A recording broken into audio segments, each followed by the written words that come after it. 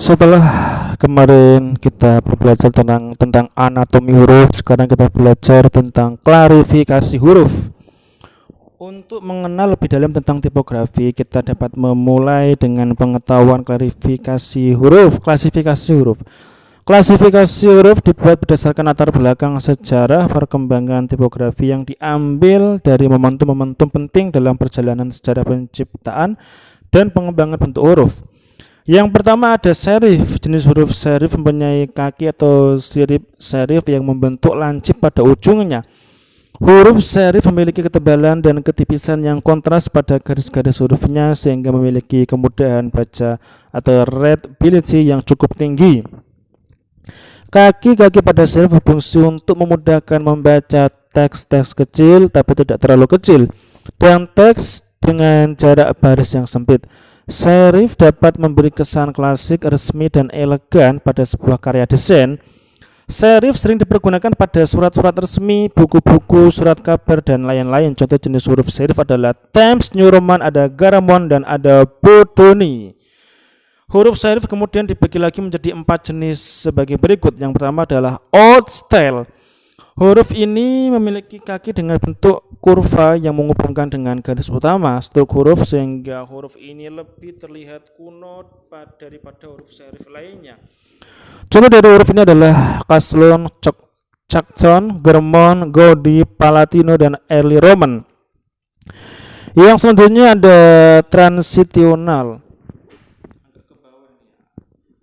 Transitional ini kaitannya antara garis utama struk huruf yang dihubungkan dengan kurva atau lengkungan dan memiliki sudut pada kaki hurufnya. Contoh dari huruf ini adalah Baskerville, Century, ada Tiffany, dan Thames. Selanjutnya ada nomor 3 yaitu modern. Modern kaki huruf dan garis utama dibentuk dengan sudut-sudut. Huruf serif jenis ini akan tampak lebih baru atau modern daripada huruf serif lainnya. Contohnya adalah Bodoni. Selanjutnya nomor 4 ada Egyptian atau slab serif. Egyptian atau slab serif memiliki kaki yang lebih tebal. Hal ini mengingatkan kita akan bentuk tiang-tiang yang kokoh pada bangunan-bangunan Mesir kuno. Egyptian juga sering dipergunakan pada tema-tema western atau cowboy. Contohnya adalah Clarendon, Lubalin, dan Memphis.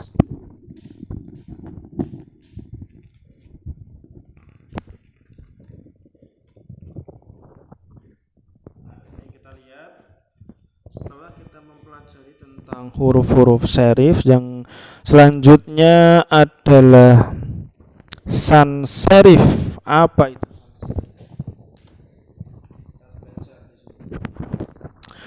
Nomor 2 adalah sans serif. Sans serif diartikan tanpa sirip atau serif. Jadi huruf jenis ini tidak memiliki sirip pada ujung hurufnya dan memiliki ketebalan huruf yang sama atau hampir sama. Sans serif melambangkan kesederhanaan, lugas, masa kini, dan futuristik. Huruf jenis ini cocok bila didampingkan dengan grafis yang berkesan modern. Apabila Anda ingin mendapatkan kesan sederhana atau simpel, huruf jenis ini juga cocok digunakan dengan paduan garis tipis dengan warna yang tidak terlalu mencolok. Untuk menegaskan kata atau judul sebuah desain, huruf ini dapat ditebalkan. Berbeda dengan tipe serif yang sering digunakan pada buku-buku atau surat kabar, huruf sans serif lebih banyak digunakan pada layar komputer. Karena huruf sans berbentuk lebih sederhana, tidak mempunyai kait, dan huruf-huruf kecil menjadi lebih mudah terbaca. Jika pada komputer menggunakan huruf serif, maka kaki huruf serif akan membuat rumit sehingga sulit dibaca. Ini contohnya ya.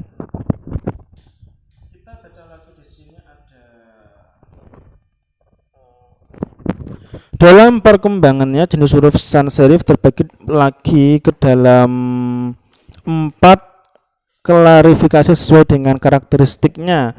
Yang pertama ada grotesque sans serif. Kita lihat hurufnya, perbedaan ketebalan antar struk sangat kontras. Pada huruf G masih menggunakan kaki atau kait. Pada huruf H perbedaan ketebalan antara struk sangat kontras.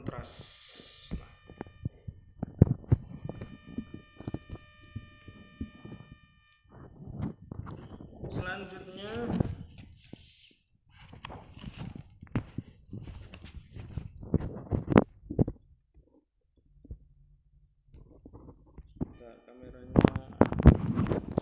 Selanjutnya ada neo grotesque atau sans serif, yaitu konstruksi huruf lebih halus daripada grotesque.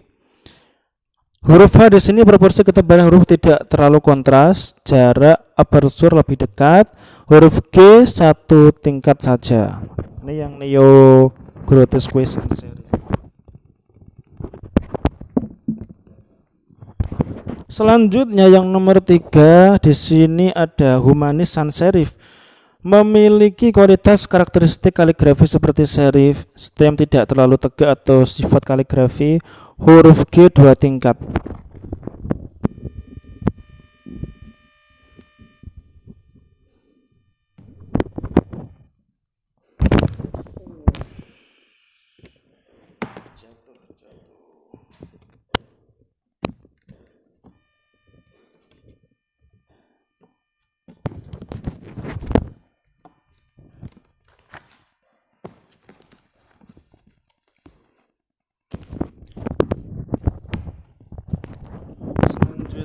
Ada geometrik sans serif. Konstruksi huruf dikembangkan dari bidang-bidang geometris. Konstruksi karakter huruf G dan O berasal dari lingkaran penuh. Ketebalan huruf hampir sama, huruf A dan G hanya satu tingkat. Itulah bedanya.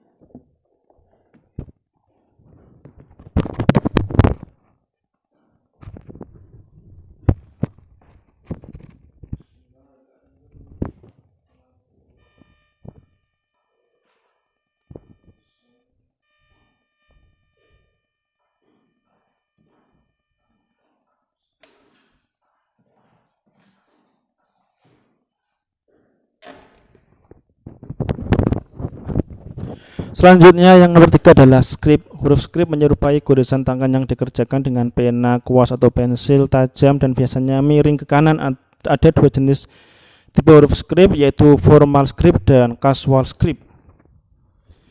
Formal script menyerupai tulisan tangan yang menggunakan pena klasik. Jenis huruf ini banyak digunakan untuk undangan dan media cetak yang sifatnya formal. Contoh formal script adalah huruf Kanzler script dan Snell roundhand. Contoh formal script yang diaplikasikan pada undangan pernikahan. Nah, sementara itu casual script lebih digunakan pada media yang bersifat santai atau kurang formal. Contohnya menu, iklan, dan lain-lain. Casual script lebih menyerupai tulisan tangan dengan goresan kuas atau pensil. Kesan yang ditimbulkan oleh jenis huruf ini adalah sifat pribadi dan akrab. Contohnya ini ya tulisannya ya, contoh formal script yang diaplikasikan pada undangan pernikahan.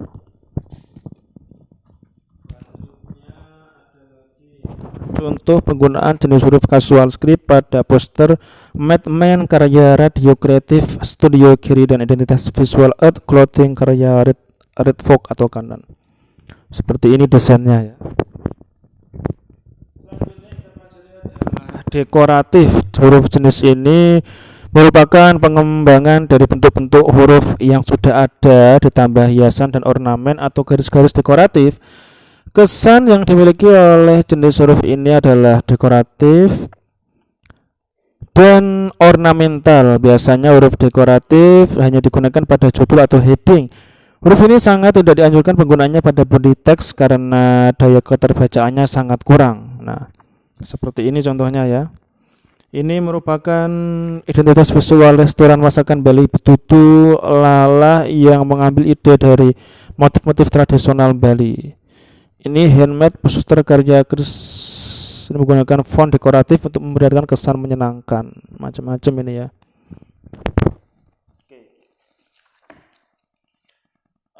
selanjutnya sudah selesai. Besok saya upload lagi tentang desain tipografi. Sampai jumpa.